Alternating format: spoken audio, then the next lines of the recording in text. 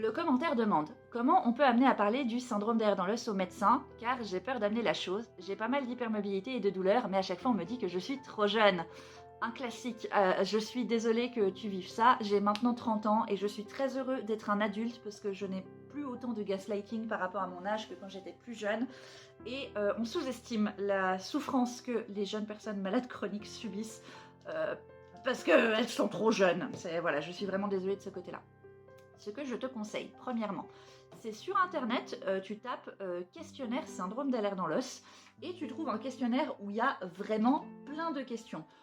Tout en haut, tu as genre des informations, genre nom, prénom, date de naissance, ça on s'en fout un peu.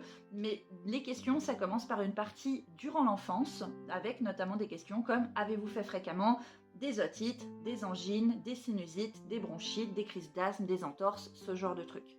Ça, tu le remplis et au moins ça permettra de montrer au médecin que ça fait quand même un peu beaucoup de choses quand même. Il y a quelque chose. C'est peut-être pas le syndrome d'Ehlers dans l'os, mais je pense qu'il y a quelque chose.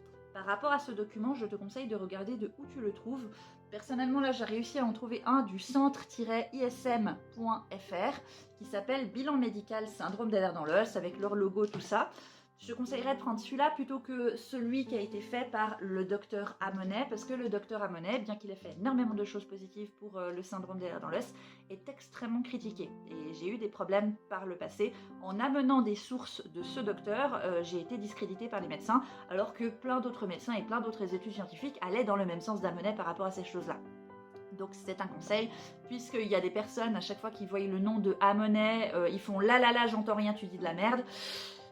Essaie de trouver une source où il n'y a pas le nom d'Amonet. Deuxième conseil, imprime les critères de diagnostic du syndrome d'Ehlers dans l'os hypermobile. On les appelle également les critères de New York ou les critères de 2017. Peut-être que tu les connais déjà. Tu peux déjà regarder un peu les termes s'il y a des termes que tu connais pas. Par exemple, le terme prolapsus, à l'époque, je ne le connaissais pas.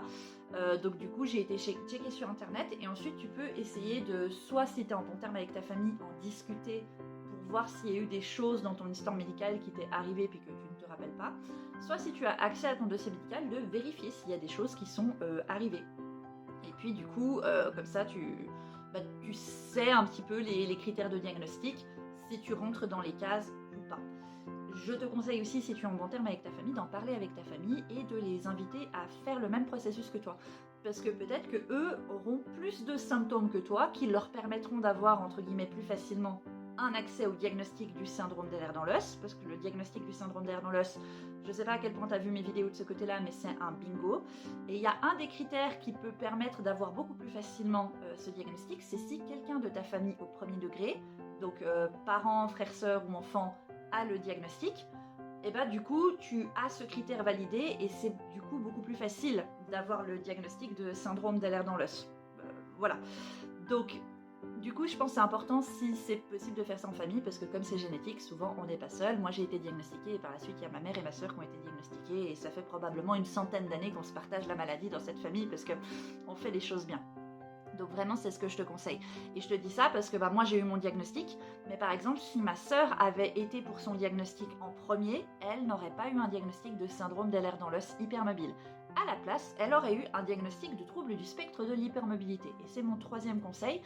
Regarde ce que c'est le trouble du spectre de l'hypermobilité et imprime les critères de diagnostic pour ça aussi. Ils sont maintenant disponibles en français sur le site de SAID in France. C'est encore trop peu connu, mais beaucoup de gens, quand ils n'ont pas tous les critères suffisamment précis pour rentrer dans la case LR dans l'os hypermobile, du coup, on leur dit qu'ils n'ont pas le SAD hypermobile et on les laisse à l'abandon. Mais souvent, du coup, si les personnes sont hypermobiles et ont des troubles musculo-squelettiques, ce qui est le cas dans ton cas, parce que tu as de l'hypermobilité et tu as des douleurs, ça rentre dans les critères de diagnostic pour le trouble du spectre de l'hypermobilité. Et ce diagnostic pourrait te permettre, si tu dois aller consulter chez des médecins, s'ils s'y connaissent, si c'est un problème, d'avoir certaines précautions médicales et de faire en sorte que ta prise en charge se passe au mieux.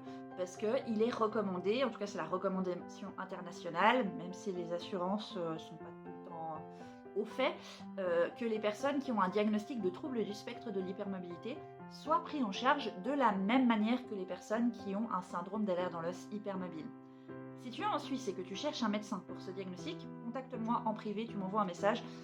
et j'essaie de te trouver un médecin dans ta région. Si tu es en France, il existe des centres de référence et de compétences et probablement c'est là où ton médecin va devoir t'adresser.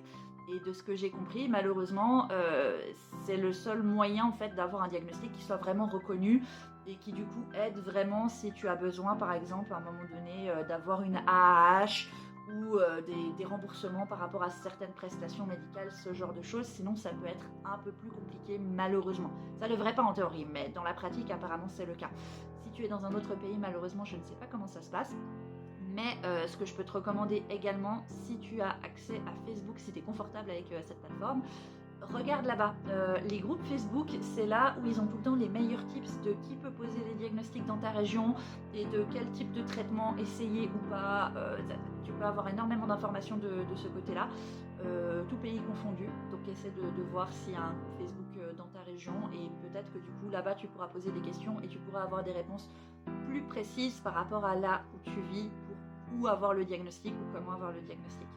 J'espère que ça t'aide un peu. Si tu as d'autres questions, n'hésite pas et bon courage. Et je vais pas te souhaiter de vieillir trop vite parce que généralement c'est pas ce que les gens veulent entendre, mais j'espère vraiment que les médecins te foutent la paix par rapport à ton âge parce que quand on a des douleurs, on n'est pas trop jeune pour avoir des douleurs, on n'est pas trop jeune pour être hypermobile, ça ne fait aucun sens, c'est nul, c'est du caca, caca brut.